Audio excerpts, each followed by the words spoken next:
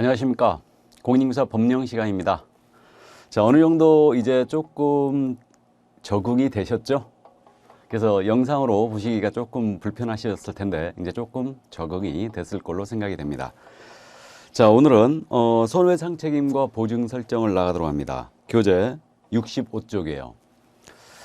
지금 이 PPT 자료가 계속 지금 띄워지고 있지 않습니까? 띄워지고 있는데 이 부분에 대한 자료는 제 강의 노트로 지금 현재 나가 있죠. 그러니까 혹시 이것을 열심히 받아 적으시는 분들은 우리 EBS 사이트를 들어가면 제 강의 노트가 지금 올라가 있습니다. 그렇기 때문에 이 강의 노트를 비용은 조금 들어가지만 이제 구입을 하셔서 보는 것도 나쁘진 않을 것 같네요. 이 강의 자료로 앞으로 계속 이제 강의가 진행되면서 이 강의 자료로 계속 업그레이드 시키고 이제 보완을 하고 내용이 추가될 겁니다. 그렇게 이해하시면 되고, 이제 굳이 꼭 나는 받아 적는데 일가견이 있다 그러신 분은 그냥 책으로 보셔도 되긴 되겠습니다. 자, 그러면 65쪽에 이제 손해배상 책임과 보증 설정인데 이 부분에 대해서는 이제 손해배상에 대한 규정이에요. 먼저 우리 공인중개사법에요, 직접 손해배상에 대한 규정을 두고 있거든요. 자, 그래서 잠깐 읽어드리겠습니다. 65쪽에 손해배상 책임 해갖고 업무상 행위로 인한 책임, 동그라미 1번이 있죠. 찾으셨습니까? 자, 그럼 동그라미 1번 읽어드리면, 개업공인중개사는 중개행위를 함에 있어서 밑줄 긋죠. 고의 또는 과실로 인하여, 고의 또는 과실 한번 밑줄 그시고요. 거래 당사자에게 재산상의 손해를 발생하게 한 때는 그 손해를 배상할 책임이 있다. 재산상 손해 한번 밑줄 그어 보시죠. 이게 이제 우리 법 30조 제1항 조문입니다. 자, 다음에 쭉 내려가서 사무소 제공으로 인한 책임이 있죠. 자, 그 부분 보겠습니다. 사무소 제공으로 인한 책임. 개업공사는 자기의 중개사무소를 다른 사람의 중개행위의 장소로 제공함으로써, 중개행위의 장소로 제공, 밑줄이에요.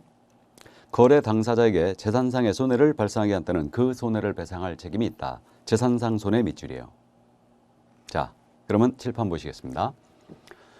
이 손해배상에 대한 규정을 읽어봤거든요. 우리 법 30조 제1항과 30조 제2항. 그러니까 중개행위를 하다가 거래 당사자에게 손해를 입혔다.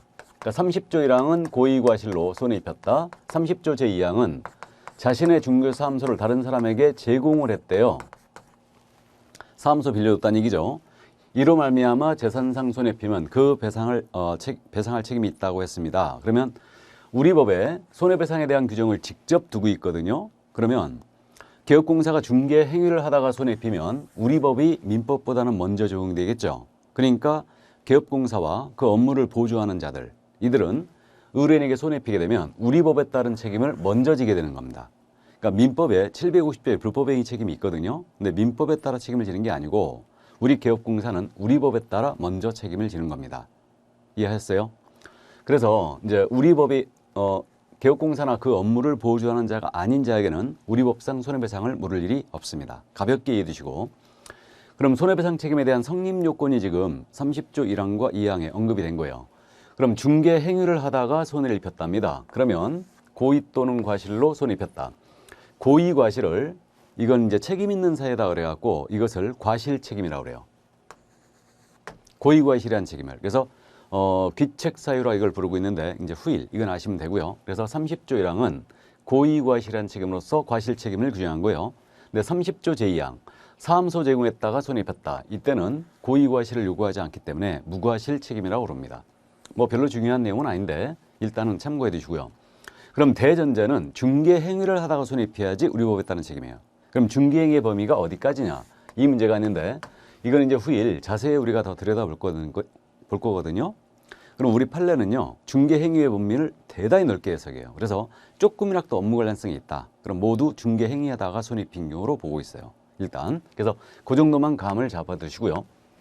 다음에 우리 법상 그 재산상 손해를 배상할 책임이 있다고 그랬거든요. 그러니까 우리 법상 손해배상은 재산상 손해에 한하여 배상 책임이 있습니다. 근데 당사자가 우리 개업공사의 중개행위로 말하면 만약에 정신적 손해까지 입었다. 그럼 정신적 손해배상은 어떻게 할 거냐? 정신적 손해배상을 뭐라고 하냐면요, 이것을 위자료라고 부르고 있죠. 정신적 손해배상금을. 이 정신적 손해에 대해서는 우리 법에 따른 책임이 아니에요. 근데 민법이 우리 부동산 중개 분야에 보충제로 적용되고 있거든요. 따라서 정신적 손해배상금은 민법에 따라 청구하면 될 것입니다. 그러나 우리 법에서는 재산상 손해하여 일단 배상 책임이 있어요. 그리고 고의과실과 손해발생과는 원인과 결과의 관계, 인과관계거든요. 이게 인과관계가 있어야 됩니다. 그래서 이 정도만 감만 잡아두세요. 우리 법상 손해배상 규정이 있다. 그리고 우리 법상은 재산상 손해하여 배상 책임이 있다. 이 정도 감만 잡아두시기 바랍니다. 자, 그러면 이제 손해배상에 대한 기본 내용만 보고요. 나머지 내용들은 이제 차츰차츰 우리가 더 하시면 됩니다. 자, 그럼 넘어갈까요?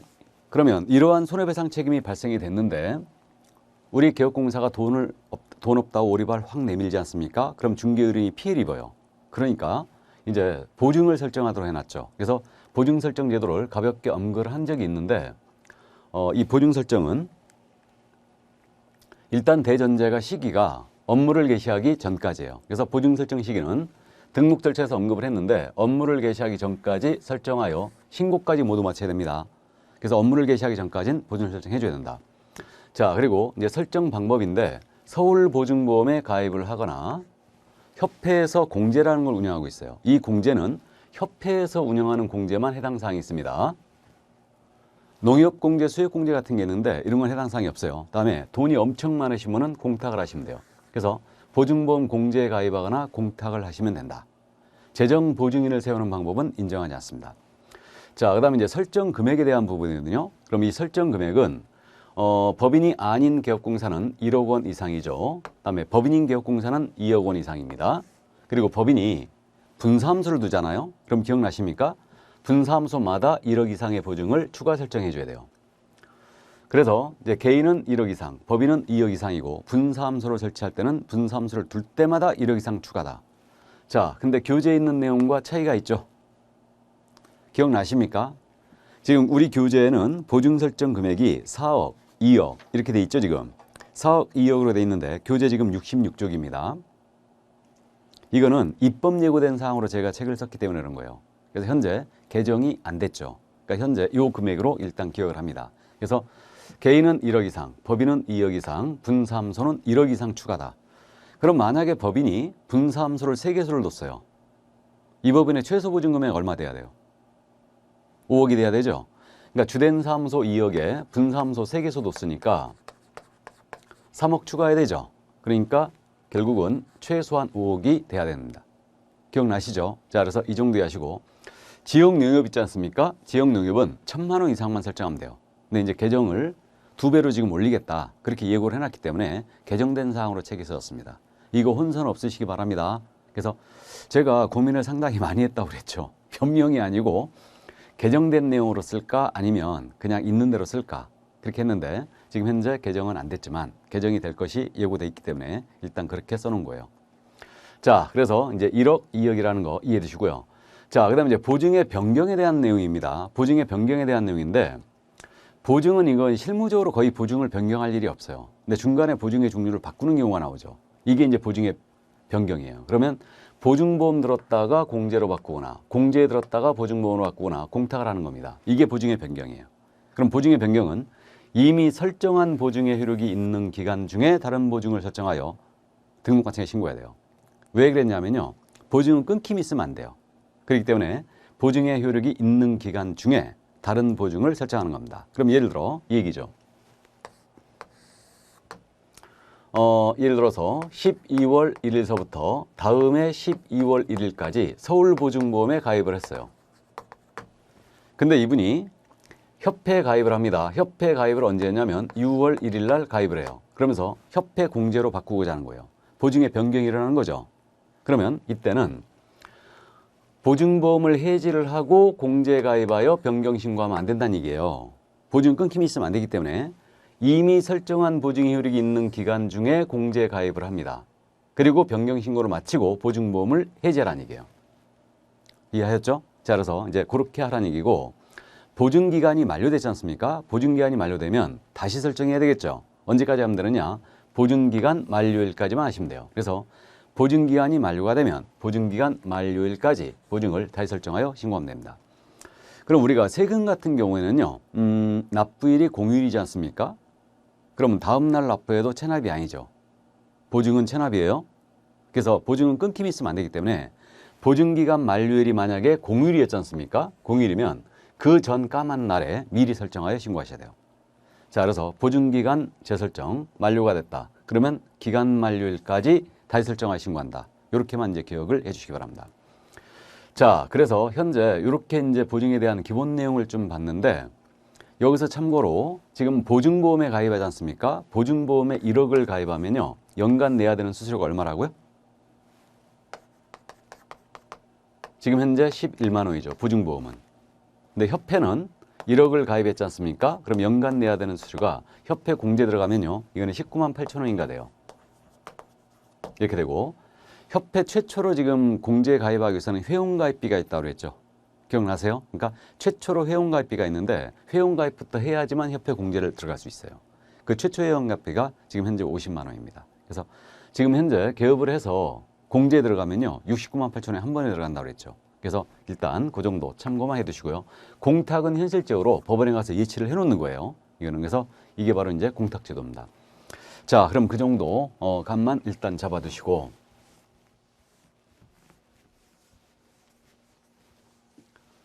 자, 그러면 넘어가죠. 공탁금 회수 제한이에요. 공탁으로 보증을 설정했거든요. 그럼 공탁금은 폐업이나 사망하더라도 3년간은 회수를 해갈 수가 없습니다. 이건 의뢰인 보조체라는 거 짐작되시죠?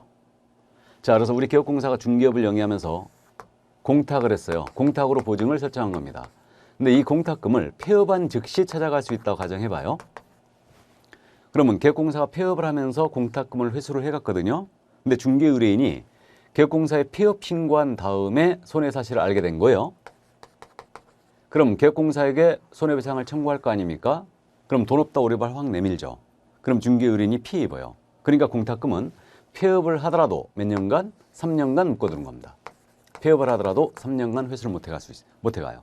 이건 이제 손해배상, 소멸시효하고 연결되어 있는데 그래서 폐업을 하더라도 개업공사가 사망을 하더라도 그 상속인은 3년간은 공탁금은 회수를 못하게 합니다.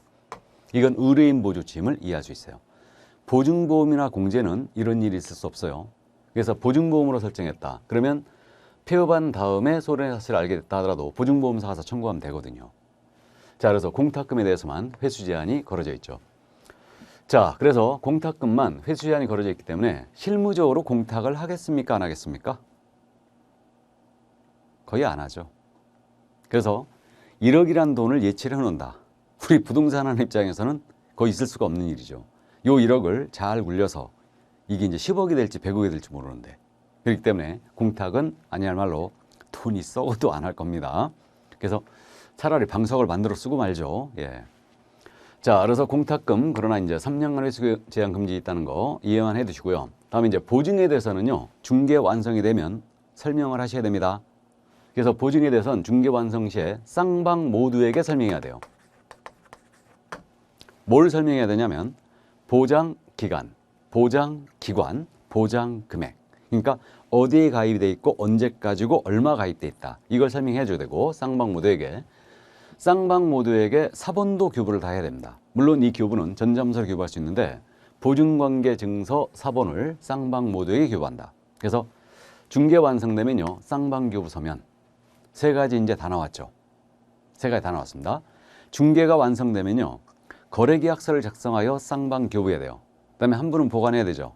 거래계약서 몇 년? 5년. 다음에 확인설명서를 작성하여 쌍방 교부해야 되죠. 그리고 한 분 보관해야 돼요. 몇 년? 3년. 다음에 세 번째, 중개 완성되면요. 보증관계에 대하여 쌍방 모두에게 설명하고 보증관계 증서를 쌍방 모두에게 줘야 됩니다. 보증서는 몇 년 보관해야 돼요? 보증서는 보관하는 거 아닙니다. 게시를 해놓는 거예요. 게시해 놓는 겁니다. 그래서 중개 완성되면요. 언제나 세 가지 서면이 완세트로 나간다. 거래계약서, 확인설명서, 보증관계증서. 이 세 가지 서면이 완세트로 언제나 나가야 돼요. 그래서 그렇게 되고요. 그럼 공동중개를 했지 않습니까? 공동중개하게 되면 보증서가 2장이겠죠, 순임은.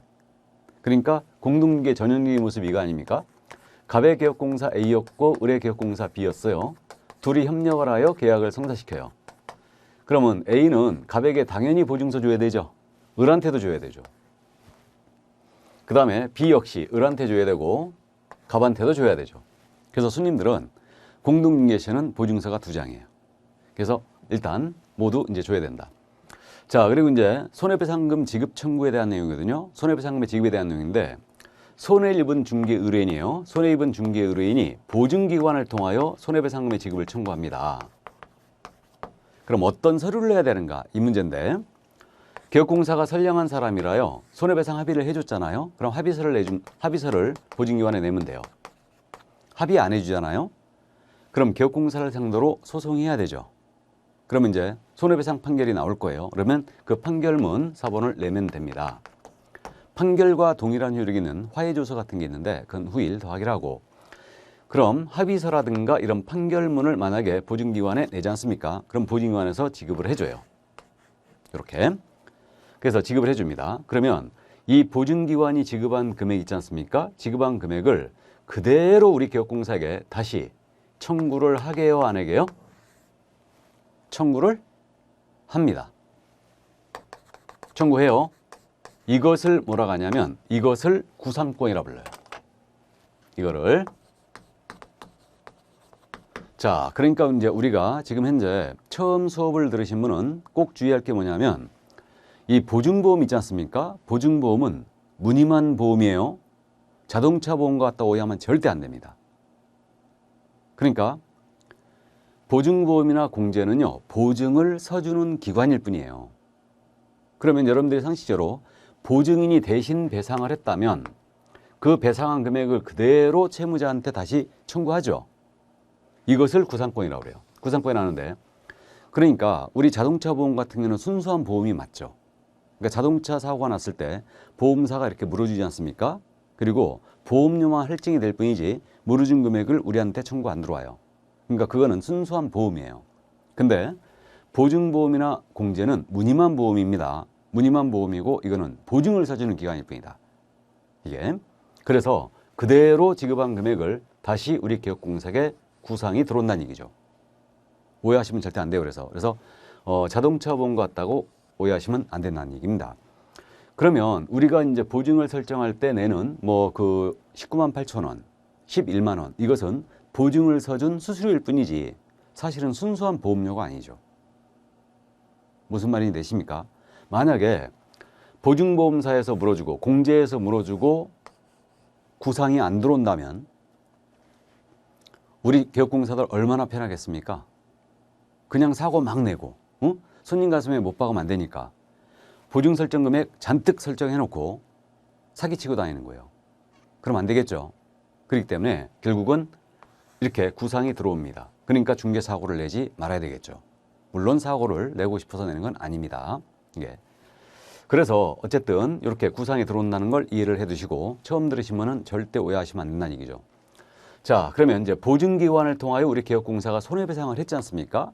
손해배상을 하게 되면 새로운 손해 발생에 대비해서 보증보험 공제에 다시 가입을 하거나 이때 공탁금 중에서 부족한 금액을 채워넣어야 돼요. 이걸 보전이라 하거든요. 보전, 채워넣는다는 뜻이죠. 며칠 해야 되느냐? 15일이에요. 15일 내 재가입 보전을 해줘야 됩니다. 그러니까 보증기관을 통하여 손해배상을 했어요. 하게 되면 15일 내에 보증보험에 다시 가입을 하거나 공제에 다시 가입을 하거나 재가입이죠 이게. 그다음에 공탁금 중에서 부족한 금액은 채워내야 됩니다. 보전을 해줘야 돼요. 이 얘기죠. 그럼 예를 들어서 나는 돈이 너무너무 많아갖고 공탁을 했다. 그러면 공탁을 1억 2천을 했어요. 근데 손님이 손해 입었답니다. 6천만 원 입었대요. 그러면 공탁금에서 지급했지 않습니까? 그럼 공탁은 구상에 문제가 없죠. 내 돈을 빼준 거니까. 그러면 15일 내에 채워넣어야 돼요. 채워넣는데 이때 6천만 원 빼줬으니까 1억 2천 중에서 6천만 원 빼줬으니까 얼마 남은 거예요? 6천 남았죠. 그러니까 지급한 금액을 보전하는 게 아니에요. 부족한 금액. 1억 2천 공탁했다는 얘기는 개인인 개공이라는 얘기죠. 그러니까 이때는 4천만 원만 보전하면 되겠죠. 6천만 원 지급했으니까 6천만 원 현재 남았잖아요. 그러니까 4천만 원만 보전하면 1억이 되지 않습니까? 그래서 이렇게 하는 거고 재가입을 한다. 재가입할 때는 전액을 다시 가입해야 되는 걸로 보여요. 그러니까 예를 들어서 보증보험에서 6천을 지급했다. 1억을 가입했었는데 그러면 15일 내에 재가입을 하지 않습니까? 재가입할 때는 다시 전액 1억을 가입해야 하는 걸로 보이고 있어요. 이거 4천만 원 남은 거 아니에요. 그러니까 결국은 보증보험이나 공제는 전액을 다시 가입한다. 그래서 이걸 재가입을 하는 겁니다. 며칠 하라고요? 15일이에요. 15일에 재가입 보전을 하는 겁니다.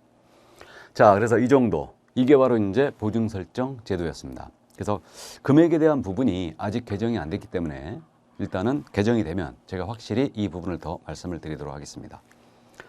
자, 그래서 손해배상과 보증 설정 제도를 다 봤습니다. 그럼 이제 67쪽에 계약금 등의 반환 채무 이행 보장 제도가 나오겠죠. 낯선 제도가 지금 등장했는데 계약금 등의 반환 채무 이행 보장 제도. 우리 법 31조에 근거하거든요. 자, 이 제도 도입 취지를 먼저 말씀드리죠. 도입 취지를. 계약금 등의 반환 채무 이행 보장 제도인데 갑과 을 간의 부동산 거래를 우리 개업공사 A가 소개했어요. 계약금 들어가고 중도금도 들어갔거든요. 근데 부동산 거래가 통상 장시간이 소요되죠. 그러다 보니까 당사자 간의 사정이야 이 계약이 깨질 수 있더라 이거예요. 그럼 계약이 깨져버리면 실무적으로 우리가 스트레스 엄청 받습니다. 그러면 계약의 정상관계가 발생해요. 그러면 갑은 몰수할 거 몰수하고 돌려줄 거 돌려줘야 되거든요. 근데 이자가 안 돌려주고 도망가는 거예요. 그러면 결국은 이 을은 네가 중개했으니까 네가 책임져라 하고 계속 이렇게 우리 계공을 이른바 닥달할 거란 얘기입니다. 그럼 상당히 피곤하지 않습니까? 또 이 갑이 자기 부동산 아닌데 남의 부동산 팔아치고 도망가는 거예요. 이른바 사기죠. 그러니까 이러한 사고에 대비해서 이러한 계약 해지에 대비해서 계약금이나 중도금, 잔금을 우리 개업공인사 또는 제3자에게 예치를 해놔요. 예치를 해놨다가 이런 사태가 벌어지면 바로 정산을 하고 끝내자. 이것이 바로 계약금 등의 반환 채무 이행 보장제도예요. 그럼 이 제도는 거래 사고를 대비하는 제도라는 걸 알 수 있죠. 그러니까 거래 사고를 대비하는 사전적 예방 제도임을 일단 이해할 수 있고요. 그 다음에 계약이 파기가 됐을 때 바로 정산하고 끝내자 이거니까 이거는 을한테 유리한 제도예요? 갑한테 유리한 제도예요? 을한테 유리한 제도죠? 을한테 유리한 제도고 결국은 사기도 예방할 수 있죠. 그래서 이거는 미국에 성행하고 있는 에스크로우 제도라고 있거든요. 에스크로우. 혹시 부동산학 개론 시간에 들어봤는지 모르겠는데 에스크로우 제도라고 있습니다. 이 에스크로우는 그렇게 이해하면 돼요. 계약 이행 대행 제도예요. 그렇게 이해하시면 됩니다. 그러니까 제3자가 에스크로업자가 대금을 받고요. 등기 서류도 에스크로업자 받아요. 그 다음에 권리증 넘어가면서 대금이 딱 지급되는 겁니다. 사기도 예방할 수 있죠. 그래서 이러한 에스크로우 제도를 도입하기에는 하나 발판 규정으로 이해하고 있는데 우리 부동산 거래 실토가 잘 안 맞기 때문에 이것이 실무적으로는 잘 안 쓰이고 있습니다. 그래서 시험에서도 자주 내는 부분은 아니에요. 그래서 가볍게 이해만 해주시는데 그러면 이제 그 교재 67쪽에 예치 권고란 말 있죠. 이 부분 한번 읽어드리면 이제 쉽게 이해가 되실 겁니다. 자, 예치 권고 제도. 계약금 등의 반환 채무 이행 보장됩니다. 개업공인사는 거래 안전을 보장하기 위하여 필요하다고 인정하는 경우에는 거래계약의 이행이 완료될 때까지 여기서 끊어보세요. 계약금, 중도금, 잔금 이걸 계약금 등이라 불러요. 이것을 여기서 끊어보시고 개업공인사 또는 대통령령이 정하는 자의 명의로 여기서 끊어보시고 금융기관 공제 사업을 하는 자 또는 신탁업자 등에 여기서 끊어보시고 등의 다음에 예체로 거래항사에게 권고할 수 있다. 권고할 수 있다 밑줄이에요.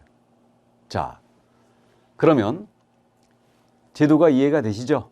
그러니까 사고에 대비해서 예치 권고를 할 수 있다는 얘기예요. 그래서 계약금 등의 반환 채무 이행 보장 제도를 예치 권고 제도라고도 해요. 이거. 그러면 이제 그 예치 권고할 때 어떤 내용으로 예치 권고해야 되는지 바로 이 31조 1항 조문에서 전부 다 나왔습니다. 자, 그러면 일단 우리 개업공사는 반드시 예치 권고해야 되는 거 아니에요? 할 수 있답니다. 그럼 이건 개업공사의 의무가 아니네요? 그죠?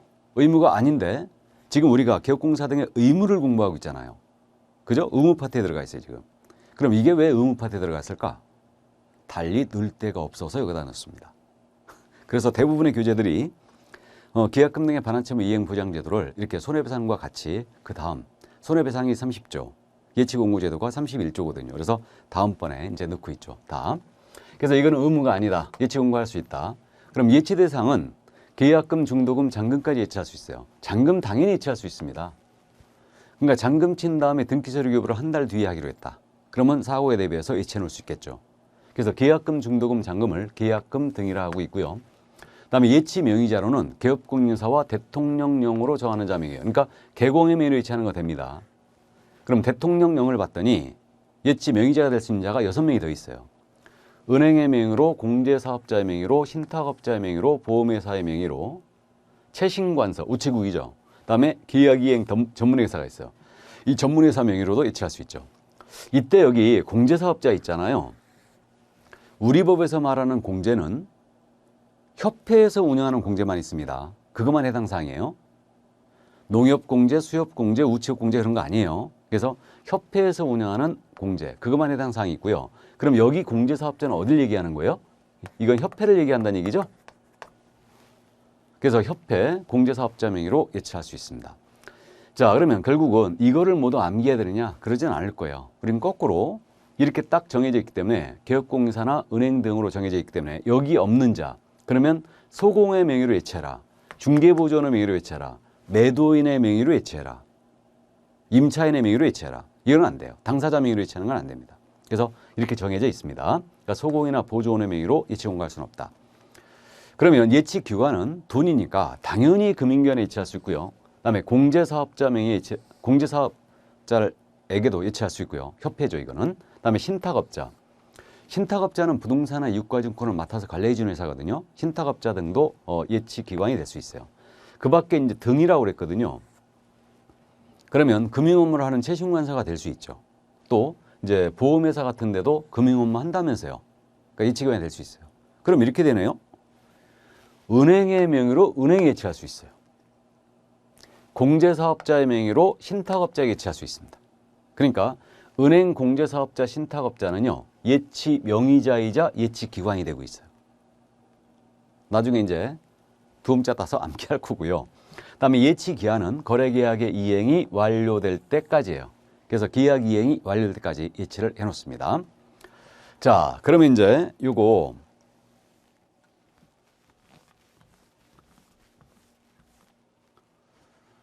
우리 개업공사를 우리 법은 믿는 것 같아요? 안 믿는 것 같아요? 안 믿는 것 같죠? 어떻게 하면 의뢰인 피해 방지를 해서 개공을 규제할까? 사실 이걸 규제하고 있는 법이 우리 법이에요. 그래서 개공을 안 믿습니다. 그래서 의뢰인 피해 방지를 해서 개업공사가 자신의 명의로 예치하잖아요. 그러면 은행의 명의로 예치하는 경우는 이러는 거 없죠. 개공이 자신의 명의로 예치할 때는 사고에 대비해서 거래안전약정을 맺으라고 그랬어요. 이게 거래안전약정이라고 했지만 예치 수수료 얼마로 할 거며 인출 방법 어떻게 하는지 이런 걸 미리 정하라는 얘기예요. 그리고 이게 자신의 예치금과 분리관리하라고 그랬죠. 그럼 여러분들이 개업을 하시면요. 중개사무소 운영경비통장을 따로 만들거든요. 따로 만들어요. 그러면 중개사무소 운영경비통장에다가 계약금 등을 섞어버리면 안 된다는 얘기죠. 분리관리하라는 얘기예요. 그리고 개업공사가 자신의 명의로 예치가 됐지만 거래 당사자 동의 없이는 인출할 수가 없어요. 그리고 나아가서 이거 떼먹고 도망갈까 봐 예치 금액에 해당하는 금액으로 보증보험 공제에 가입하거나 공탁을 해야 돼요. 예치 금액에 해당. 그러면 예치 금액이 7천만 원이었다. 그럼 7천만 원 예치 보증을 설정해야 돼요. 그리고 그 증서사본도 당사자에게 교부해 주라고 그랬어요. 우리 개업공사를 얼마나 못 믿는지 아시겠죠? 이거 뒤로워서 예치 공고한다 안 한다? 안 합니다. 이거 그래서 일단은 개업공사 명의로 예치할 경우는 이런 의무가 있다는 얘기예요. 이게요. 그래서 이거 이행 안 하면요. 이거 이행을 안 하면 업무정지예요. 업무정지고요. 여기에 그럼 보증 설정 같은 거 하면 돈 들어가잖아요. 돈 들어가는데 이것이 이제 오늘 하게 되는 계약금 등의 반환채무 이행 보장에 소요된 실비예요. 요게.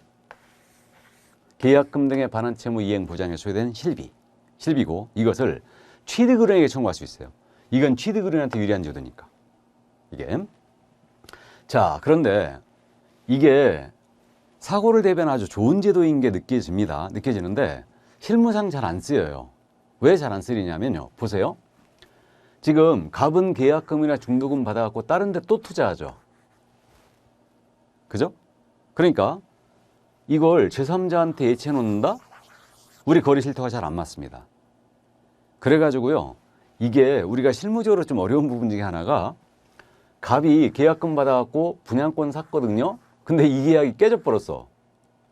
그럼 분양권 사느라고 계약금 들어갔는데, 아니 이게 깨져버리면 중도금을 또 못 내는 거예요, 이게. 그래가지고 연쇄적으로 부도가 나는 거죠, 지금. 그래서 이런 사태들이 이제 가끔 벌어질 때가 있긴 있습니다. 어쨌든 그래서 이거는 좋은 제도이기 때문에 우리 거래 실태와는 안 맞지만, 이제 이것의 활성화를 위해서 미리 수령을 해갈 수 있는 제도 인정했어요. 그러니까 예치를 해놨지만 거래계약 이행이 완료될 때까지 예치할 수 있거든요. 그래서 이자가 수령할 권한이 있죠. 매도인, 임대인이 수령할 권한이 있는데, 이자가 가서 미리 수령을 해갈 수 있어요. 그럼 미리 수령을 할 때는 이자가 떼먹고 도망갈까 봐 이걸 예치해 놓은 거니까 이자는 가서 보증서 끊어야 돼요. 그럼 이 보증서 의미는 그거죠. 이 계약이 해제가 됐을 때 내가 도망가 버리면 보증서가 책임질 거다. 그래서 금융기관이나 보증보험회사 가서 자기가 찾아가는 공임으로 보증서를 끊어와야 돼요. 끊어와갖고 이거를 예치 명의자한테 교부하고, 예치 명의자한테 교부하고 미리 수령할 수 있다 그랬는데, 여전히 그래도 잘 안 쓰이는 제도예요. 그래서 실무적으로 이런 제도가 있다는 거 여러분들이 이제 감을 잡아두시고요. 특히 그런 거 있지 않습니까? 토지거래 허가구역 내 토지를 거래한다. 그럼 우리가 토지거래 과제를 아직 공부 안 했지만, 토지거래 허가를 받아야지만 이 계약이 유효하는 거 아니에요. 그죠? 그러면 봤더니 매도인이 아주 뺀돌뺀돌하게 생겼어요. 그러면 이게 허가를 못 받아보면 계약이 무효니까 바로 돌려줘야 되거든요. 근데 이자가 뺀돌뺀돌하게 생겨갖고 잘 안 돌려줄 것 같아. 그러면 이렇게 권할 수는 있죠. 허가가 날 때까지는 내가 이 계약금을 보관을 하고 있겠습니다. 그죠? 물론 이제 매도인 쪽은 안 좋아하겠지만 이제 그럴 수도 있죠. 그래서 사고에 대비해서 그렇게 이제 할 수도 있는데, 실무적으로 그냥 깨지든 마든 그냥 알아서 하세요. 그냥 그런 계약공사도 많아요. 근데 우리는 프로답게 일을 하시기 바랍니다. 그래서 이런 제도가 있으니까 활용을 해보시라는 얘기예요, 이거를. 그리고 자기 명의로 계약금 등을 개공이 예치하면 보증 설정 같은 거 해야 되죠? 돈 들어가요, 돈 들어가. 안 걸리면 되잖아요. 안 걸리면. 무슨 말인지 아시죠? 자, 그래서 일단은 이제 그 정도. 그래서 이런 제도가 있다는 거. 그러니까 조건으로 계약을 한다. 농지취득자금을 받을 조건으로. 뭘 조건으로 계약할 때 이런 사고에 대비해서 예치를 하는 것도 한 번쯤 고려해 보시기 바랍니다. 자, 그럼 이런 제도였고요. 이제 넘어가죠. 68쪽 금지행위. 자, 그럼 금지행위로 지금 들어왔는데, 이 금지행위는 이제 하지 말아야 될 부작위 의무예요. 부작위 의무, 하지 말아야 될 의무예요. 자, 이 금지행위 내용은 그러니까 지금 우리 법 33조에 근거합니다. 거의 시험에서 매번 출제하는 부분이죠. 자, 이 금지행위는 우리 법 33조인데 일단은 구조를 좀 이해해야 돼요. 금지행위 구조. 우리 법 33조 제1항은 개업공인중개사 등의 금지행위예요. 그럼 개업공사 등이란 말은 아시죠? 개업공사 외에 소속공사 중개보조원 법인의 임원 사무이죠. 즉 중개업 종사자 전체를 말하죠. 그럼 중개업에 종사하는 자는 이 행위를 하지 말아야 된다 해가지고 33조 제1항이 개업공사 등의 금지행위를 규정을 뒀어요. 근데 33조 제2항이 있거든요. 33조 제2항은 누구든지 시세에 부당한 영향을 줄 목적으로 개업공사 등의 업무를 방해해서는 안 된다 그랬어요. 그러니까 이 얘기는 개업공인중개사 등에 대한 금지행위가 있어요. 저는 이렇게 분류했습니다. 그래서 개업공인중개사 등의 금지행위가 있고 개업공사 등에 대한 금지행위가 있다는 거, 이렇게 이제 감만 잡아두시고요. 그래서 결국은 금지행위가 일반인에게도 적용되는 경우가 이제 생겼다는 얘기입니다. 자, 그래서 이제 그렇게 이해해 주시고, 그럼 이 내용은 지금 현재 68쪽에 지금 1번에 개업공사 등의 금지행위라고 돼 있죠. 그죠? 그 다음에 69쪽에 2번에 중간쯤에 2번에 개업공사 등에 대한 금지행위라고 있죠. 그래서 개업공사 등의 금지행위가 33조 제1항, 그 다음에 33조 2항이 2번 개업공사 등에 대한 금지행위예요. 그러면 개업공사 등의 금지행위는 중개업 종사자에게만 적용되고 있으니까 일반인이나 무등록 중개업자에게는 적용이 없다는 얘기죠. 감 잡혔어요? 자, 그래서 이제 요 정도 이해하시고 이 제재에 관한 사항은 이제 차츰차츰 하시면 됩니다. 일단은 그래서 구조가 이렇게 돼 있다는 거 감을 잡아두시고 그럼 각각의 금지행위 내용을 잠깐 보겠습니다. 자, 그럼 이제 금지행위 내용으로서 첫 번째 금지행위가 매매업이에요. 그래서 중개대상물의 매매를 업으로 하는 행위가 금지되어 있습니다. 그러면 중개대상물에 대하여 매매를 업으로 하면 안 돼요. 그러면 중개대상물 매매업 금지되어 있으니까 자동차 매매업을 합니다. 이건 금지행위 아니네요. 그죠? 그리고 매매를 업으로 하는 행위예요. 그러면 갑으로부터 부동산을 사서 을한테 팔아치우고 병으로부터 부동산을 사서 정한테 팔아치우고 사고 팔고를 업으로 한 거죠. 이 업이란 말은 중개업 용어의 정의라면서 계속 반복성을 띠면서 불특정 다수를 상대로 영리성이 있는 행위를 해야 된다고 그랬죠. 이게 업이라고 그랬어요. 그러니까 한 번 정도 사고 판 것은 금지행위가 아니에요. 사고 팔고 해야 된다. 이거를. 근데 처음 들으신 분은 거의 충격적이지 않습니까? 저는 강의하기 전에요. 아니 개업공사가 부동산을 갖고 노는 사람인데 매매업이 금지됐다는 게 무슨 말인가. 굉장히 이상했거든요. 그래서 이거는 왜 차단을 시켰냐면요. 우리 개업공사에게 매매업을 허용을 하게 되면 알고 있는 정보를 이용하여 투기를 조장하고 가격 상승을 초래하고 의뢰인에게 피해줄 우려가 있더라고요. 그래서 이 매매업을 전면 차단시켰습니다. 이거는. 근데요. 솔직히 말씀드려서 우리가 중개사무소를 열잖아요. 그럼 진짜 금매가 있어요. 진짜 금매가. 물건이 하자가 없고 아주 좋은데 손님이 진짜 해외 이주를 가서 급히 팔아야 되는 거. 물건이 진짜 금매가 나오는 경우가 있거든요. 그럼 돈이 딱 보여요. 이게 장사 없죠. 돈에는 장사가 없습니다. 이게. 그러니까 어떻게 되냐면요. 시세가 10억이에요. 근데 손님이 해외 이주 간다고 어떻게든 빨리 팔아달래. 10억 미만을 팔아도 된대요. 그러면 예를 들어서 이제 9억에 팔아달라고 된다 이거예요. 그럼 1억의 갭이 있지 않습니까 지금. 그럼 10억의 거래가 가능한 물건인데 9억의 물건이 나왔다. 그럼 계약금을 개국이 줘버린다니까 바로. 계약금 줘버립니다. 그리고 손님 얼른 찾지. 그리고 손님한테 9억 5천에 팔아. 그럼 5천만 원 그냥 당기는 거예요. 무슨 말인지 되십니까? 그래서 결국은 매매업 이건 전면 금지시켰죠. 근데 돈에는 장사가 없어요. 그러니까 사실 실무적으로 이거 매매업 개공이 자신의 명의로 하면 돼요. 소공도 하면 안 돼. 보조원도 하면 안 됩니다. 그럼 결국은 이런 물건 나왔을 때 개공이 배우자 명의로 사는 거지. 그러면 어떻게 되느냐? 실명법 위반에 걸릴 수 있어요. 부동산 실명법 우리가 공부 안 했는데 명의신탁이라는 얘기죠. 타인 명의로 샀다. 명의신탁에 걸릴 수 있죠. 그래도 삼성합산 가더라도 돈에는 장사 없습니다. 한다는 얘기예요. 그러면 차라리 이걸 양성화시키고 세금으로 징수하는 게 맞지 않겠나 싶어요. 그래서 이게 한때 이 금지행위를 이제 바꾸자. 세상이 바뀌었으니까 부동산 거래가 투명해졌으니까 바꾸자 그래가지고 결국 이게 개정안이 올라간 적이 있거든요. 근데 19대 국회 때 이걸 갖다가 통과는 못 시키고요. 그냥 지들끼리 여야가 싸만을 하고 결국은 이거 전부 다 법안은 올라갔는데 개정이 못 됐습니다. 개정이 안 됐어요. 그래서 어쨌든 현재 매매업 첫 번째 금지행위예요. 매매업은 하면 안 됩니다. 공식적으로. 자, 그래서 매매업 첫 번째 금지행위고 두 번째 금지행위. 자, 무등록 중개업자와의 거래로 재물을 훔칩니다. 법문이 어떻게 되어 있냐면 무등록 중개업을 하는 자인 사실을 알면서 그를 통하여 중개 의뢰받거나 그에게 명의를 이용케 하는 행위예요. 그럼 무등록 중개업을 하는 자인 사실을 알면서 이자를 통하여 중개 의뢰를 받거나 이자에게 자신의 명의를 이용케 했대요. 그러니까 두 가지 행위가 다 금지가 돼 있는데 그러면 이 얘기 아닙니까? 그 중개대상물을 소개를 받는 거예요. 우리 개공 등이. 소개를 받는데 이 과정에 무등록업자를 통하여 소개받으면 안 된다는 얘기죠. 그러니까 이자의 업무 활동을 도와주지 말란 얘기예요. 이거. 그 얘기입니다. 그리고 이자에게 명의를 이용했다. 이건 짐작되시죠?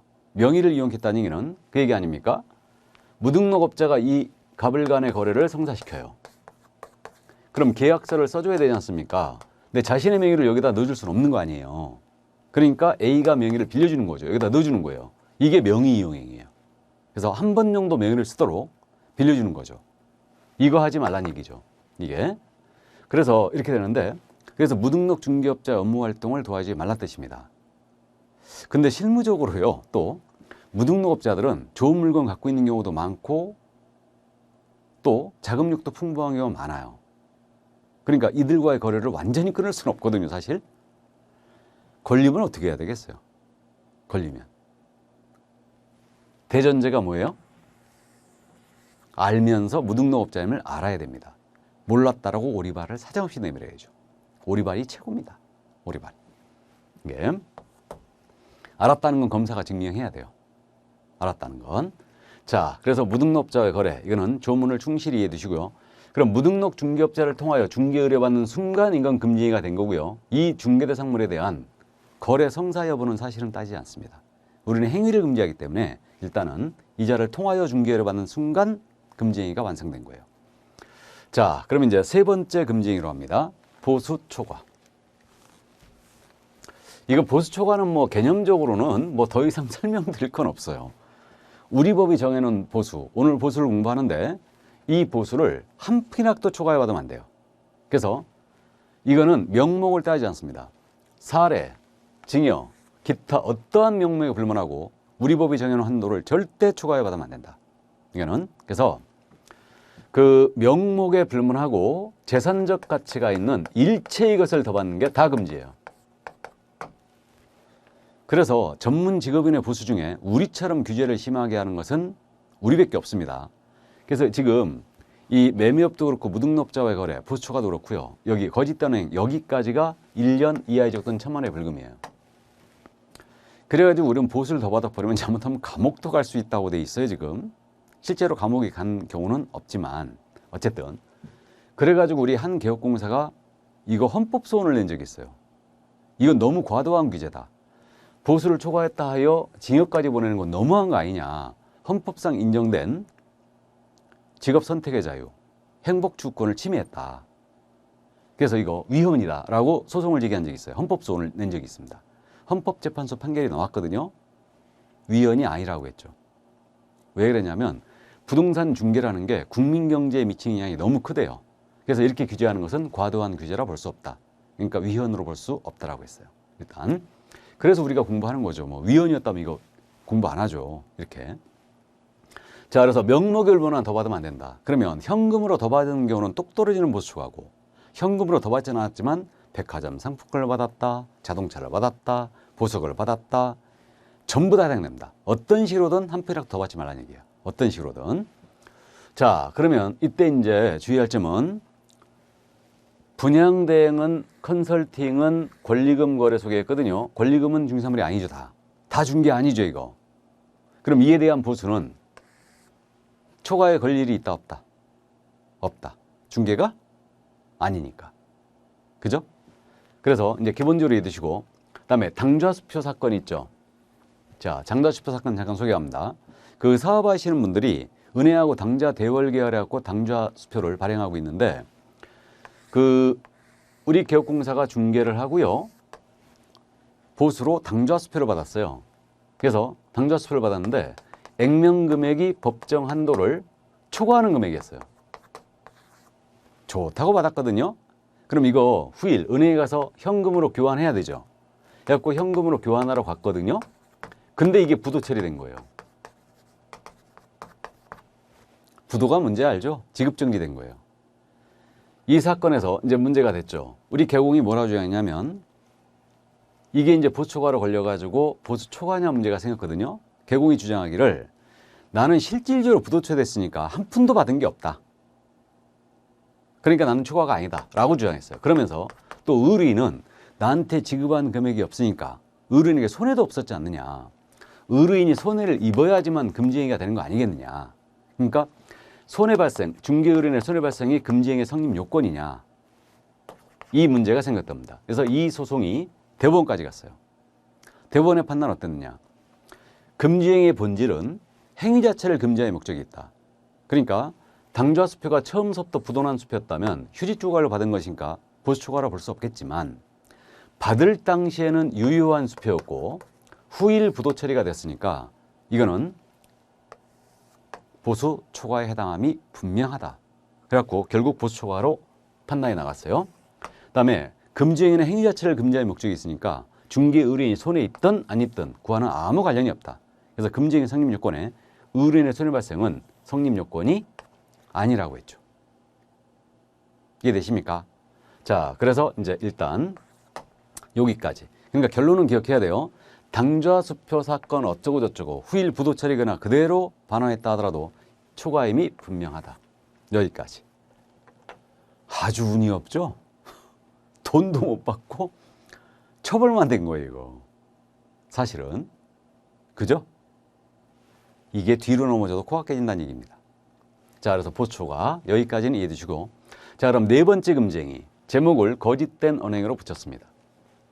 그럼 법문의 형태가 중개대상물의 거래상의 중요사항이에요. 거래상 중요사항에 대하여 거짓된 언행 등으로서 중개 의뢰인의 판단을 그르치게 하는 행위. 이게 네 번째 금지행위예요. 그러니까 한마디로 거짓말하지 말라는 얘기죠, 이거. 그 얘기입니다. 그러면 거래상 중요사항이 뭐냐? 이건 주로 확인 설명해야 될 사항. 우리 확인 설명사항 공부한 적 있죠? 뭐 기본적인 사항, 권리관계사항, 공법상 이용자 및 거래의사항 이런 사항들이 있었죠. 그래서 확인 설명해야 될 사항에 대하여 거짓말을 했다. 그러면 이제 금지행위로 처벌될 여지가 있어요. 그럼 대표적으로 물건에 대하여 소송 제기된 사실이 있었는데 이걸 숨겼다. 그리고 거래시켰어요. 거짓된 언행 맞죠. 또 전형적인 유형, 개발 계획이 없음에도 불구하고 있는 것처럼 고지하여 거래시키는 행위. 그럼 이것도 거짓된 언행이죠. 그러면 결국은 이 거짓된 언행에 걸리면요, 거의 다 사기로 가요. 타인을 기망하여 재물을 편취하는 행위죠, 이거. 사기는 훨씬 셉니다. 우리 거짓된 행위는 1-1이에요. 1년 이하 적도는 1,000만 원 벌금인데 사기에 걸리잖아요. 그럼 이건 10년 이하의 징역입니다. 10년 이하의 징역도는 2,000만 원의 벌금에 쳐요. 그래서 일단은 여기에 걸리면 사실은 실무적으로 모두 사기로 간다는 거죠, 이게. 자, 그래서 이제 그 정도 이해해 주시는데 이때 이 확인 설명 사항이 일반적으로 거래상 중요 사항이다 이렇게 해석이 되고 있는데 저는 이렇게 해석하고 있어요. 이 정도는 중요해야 돼요. 그러니까 중개 의뢰인이 이 사실을 알았더라면 거래를 하지 않았을 정도로 중요해야 돼요. 이러한 사실에 대해 거짓말 해버리면 이제 이걸로 처벌이 됩니다.